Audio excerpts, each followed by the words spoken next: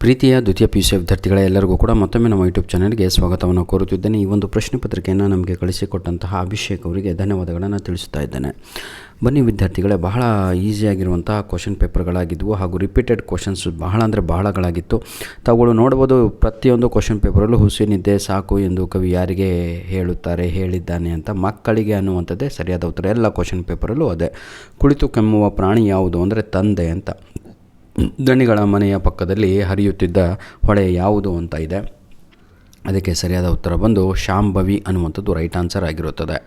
ವಸುದೇಗೆ ಒಡೆಯ ನೆನೆಸಿದರು ದವನು ಯಾರು ಅಂತ ಇದೆ. ರಾಮಚಂದ್ರ ಅನ್ನುವಂಥದ್ದು ರೈಟ್ ಆನ್ಸರ್ ಆಗಿರುತ್ತದೆ. ವಿದ್ಯಾರ್ಥಿ ಕೂಡ ಕರೆಕ್ಟಾಗಿ ಎಲ್ಲ ಆನ್ಸರ್ಸ್ಗಳನ್ನು ಟಿಕ್ ಹಾಕಿದ್ದಾರೆ. ರೇಂಜರ್ ಆನೆಗೆ ಶೂಟ್ ಮಾಡುವಂತೆ ಯಾರಿಗೆ ಸೂಚಿಸಿದರು ಅಂತ ಇದೆ. ಇದಕ್ಕೆ ಸರಿಯಾದ ಉತ್ತರ ನಾಗರಾಜನಿಗೆ ಅಂತ. ಕೆಳಗಿನ ಬಿಟ್ಟ ಸ್ಥಳಗಳಿಗೆ ಸರಿಯಾದ ಉತ್ತರವನ್ನು ಆರಿಸಿ ಬರೆಯಿರಿ ಅಂತ ಇದೆ.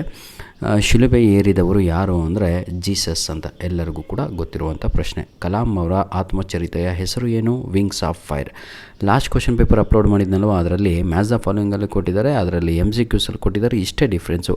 ಟೆಲಿಫೋನ್ ಡಿಪಾರ್ಟ್ಮೆಂಟ್ ಜೂನಿಯರ್ ಇಂಜಿನಿಯರ್ ಯಾರು ಅಂತ ಇದೆ. ಇದಕ್ಕೆ ಸರಿಯಾದ ಉತ್ತರ ಬಂದು ರಮೇಶ್ ಬಾಬು ಅನ್ನುವಂಥದ್ದು ರೈಟ್ ಆನ್ಸರ್ ಆಗಿರುತ್ತದೆ. ಆಯಿತಾ.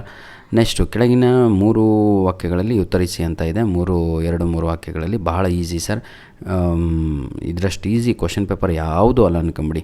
ಆಯಿತಾ. ಮುಂದಿನ ದಿನಗಳಲ್ಲಿ ತಾವುಗಳು ನೋಡಿ, ಇಂಗ್ಲೀಷ್ ಎಕ್ಸಾಮ್ ಆಗಿಲ್ಲ ಅಂದರೆ ಇದೇ ವಿಡಿಯೋದ ಡಿಸ್ಕ್ರಿಪ್ಷನ್ ಬಾಕ್ಸಿನ ಕೆಳಗಡೆ 100% ನಿಮ್ಮ ಆ್ಯನ್ಯುವಲ್ ಎಕ್ಸಾಮಿಗೆ ಬರುವಂತಹ ಇಂಗ್ಲೀಷ್ ಲಿಂಕನ್ನು ಕೊಟ್ಟಿರ್ತಾನೆ. ಅದನ್ನು ಉಪಯೋಗಿಸ್ಕೊಂಡು ಗ್ರಾಮರು ಹಾಗೂ ಇಂಪಾರ್ಟೆಂಟ್ ಪ್ರಶ್ನೆಗಳನ್ನು ಉಪಯೋಗಿಸ್ಕೊಳ್ಳಿ. ಬನ್ನಿ, ಈಗ 2 ಪದಗಳಿಗೆ ನಾನಾರ್ಥಕ ಪದವನ್ನು ಬರೆಯಿರಿ ಅಂತ ಇದೆ. ಕಾಡು ಅಂತ ಇದೆ. ಕಾಡು ಅನ್ನೋದಕ್ಕೆ ಸರಿಯಾದ ಉತ್ತರ ಬಂದು ಅರಣ್ಯ ಅನ್ನುವಂಥದ್ದು ರೈಟ್ ಆನ್ಸರ್ ಆಗಿರುತ್ತದೆ. ಆಯಿತಾ ವಿದ್ಯಾರ್ಥಿಗಳೇ. ಹಾಗೂ ವನ ಅಂತ ಬರಿಬೋದು, ಹಾಗೂ ಪೀಡಿಸು ಅಂತಲೂ ಕೂಡ ಬರಿಬೋದು. ತೊರೆ ಅಂತ ಇದೆ. ತೊರೆ ಅಂದರೆ ಅರ್ಥವೇನು? ಬಿಡು ಅಂತ. ಆಯಿತಾ. ತೊರೆ ಅಂದರೆ ಬಿಟ್ಬಿಡೋ ಅಂತ. ಬಿಡು ಅಥವಾ ತೊರೆ ಅಂದರೆ ನದಿ ಕೂಡ ಬರುತ್ತೆ. ಗುರು ಅಂತ ಇದೆ. ಗುರು ಅಂದರೆ ಶಿಕ್ಷಕ ಅಂತ ಬರೀರಿ. ಅಥವಾ ಗ್ರಹ, ಪ್ಲ್ಯಾನೆಟ್ಸ್, ಹೌದಲ್ವಾ, ಗ್ರಹ ಅಂತಲೂ ಕೂಡ ಬರಿಬೋದು. ಬನ್ನಿ, ಈಗ ಗುಣವಾಚಕಗಳನ್ನು ಕೇಳಿದರೆ ಗಡಿಪಾರು ಅಂತ ಇದೆ. ಗಡಿಪಾರು ಅಂತ ಇದೆ. ಗಡಿಪಾರು ಅಂತ ಹೇಳಿದರೆ ಎಲ್ಲರಿಗೂ ಕೂಡ ಗೊತ್ತು, ಗಡಿ ಅನ್ನುವಂಥದ್ದೇ ಗುಣವಾಚಕ. ಬೆಳ್ಳಿ ಲೋಟ ಅಂತ ಇದೆ. ಬೆಳ್ಳಿ ಅನ್ನುವಂಥದ್ದೇ ಗುಣವಾಚಕ. ಮುಗ್ಧ ಜೀವಿ ಅಂತ ಇದೆ. ಮುಗ್ಧ ಅನ್ನುವಂಥದ್ದೇ ಗುಣವಾಚಕ. ನೆಕ್ಸ್ಟು ಈ 2 ಕ್ರಿಯಾಪದಗಳಿಗೆ ಕಾಲವನ್ನು ಬರೆಯಿರಿ ಅಂತ ಇದೆ.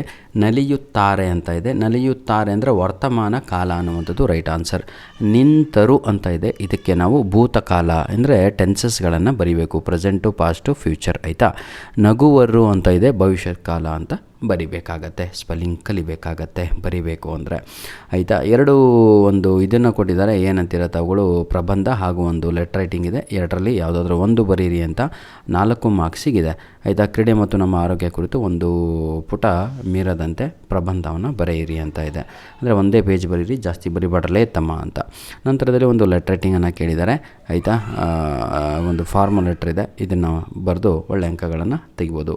ನಿಮ್ಮ ವರ್ಗಾವಣೆ ಪತ್ರ ಅಂದರೆ TC ಹಾಗೂ ಮಾರ್ಕ್ಸ್ ಕಾರ್ಡಿಗಾಗಿ ಒಂದು ಪತ್ರವನ್ನು ಬರೀಬೇಕಾಗತ್ತೆ. ಧನ್ಯವಾದಗಳು. ನಿಮ್ಮ ಪ್ರೀತಿ ವಿಶ್ವಾಸ ನಮ್ಮ ಜೊತೆ ಹೀಗಿರಲಿ ಅಂತ ಹೇಳ್ತಾ ವಿಡಿಯೋನ ಇಲ್ಲಿಗೆ ಮುಗಿಸ್ತಾ ಇದ್ದೇನೆ. ಧನ್ಯವಾದಗಳು.